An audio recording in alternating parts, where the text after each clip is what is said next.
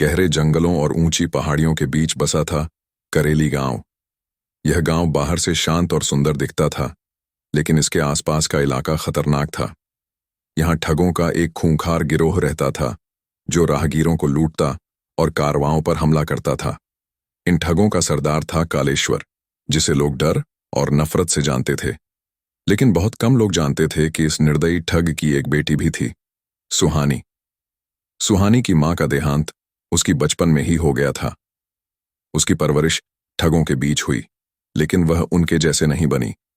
जबकि कालेश्वर चाहता था कि वह भी एक चतुर ठग बने, सुहानी को यह सब पसंद नहीं था। उसे लूटमार और हिंसा से नफरत थी।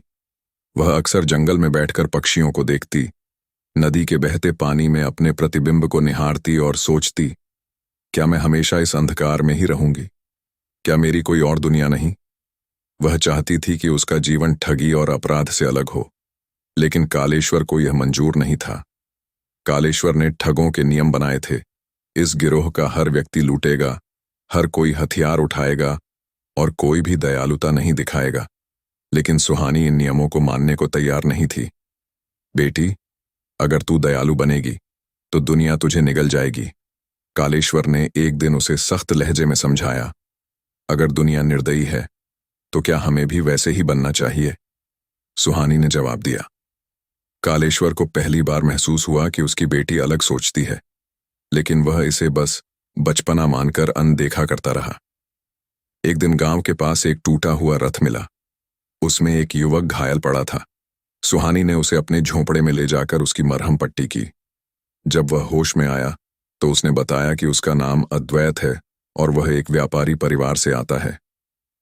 तुमने मेरी जान बचाई, लेकिन अगर तुम्हारे पिता को पता चला तो वे मुझे मार देंगे, अद्वैत ने घबराते हुए कहा।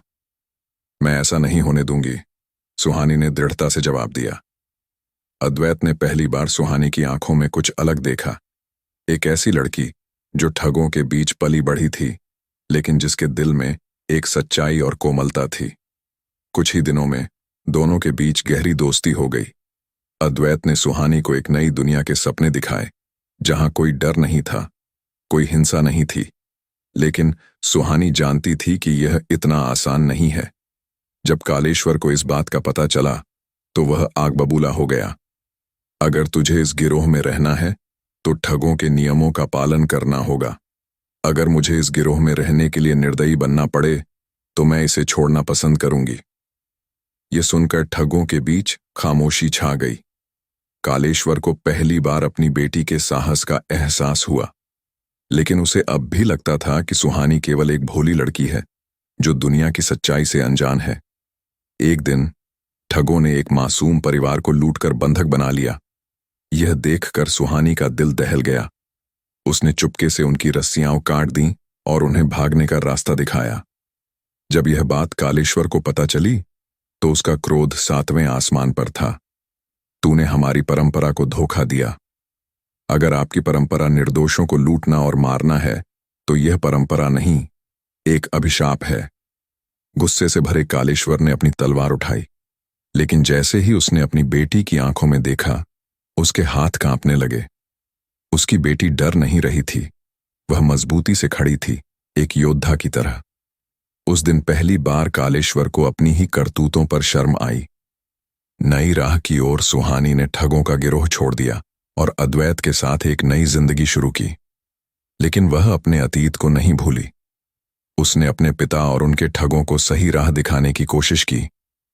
धीरे धीरे कालेश्वर को भी एहसास हुआ कि उसकी बेटी सही थी। उसने ठगी छोड़ दी और मेहनत की कमाई से जीने का फैसला किया। सुहानी की करुणा और साहस ने एक ठग को इंसान बना दिया। कहानी की सीख, अच्छाई कभी हारती नहीं, चाहे परिस्थितियां कितनी भी कठिन क्यों ना हो। सच्चा साहस केवल तलवार चलाने में नहीं, बल्कि गलतियों को सुधारने और सही रास्ता चुनने में होता है। परंपरा वही सही है जो इंसानियत को आगे बढ़ाए। ठग की बेटी ने यह साबित कर दिया कि दिल की सच्चाई और निडरता से कोई भी बदलाव संभव है।